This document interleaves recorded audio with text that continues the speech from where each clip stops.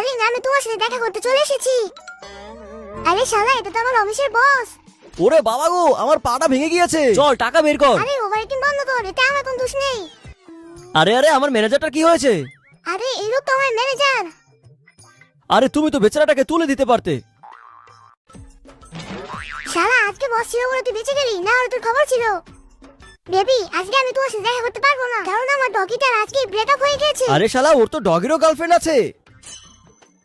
Baby, আজকে তোমার সঙ্গে দেখা করতে পারিনি, এর জন্য সরি। আরে কি করছো তুমি? অফিসে ফোন চালানো নিষেধ।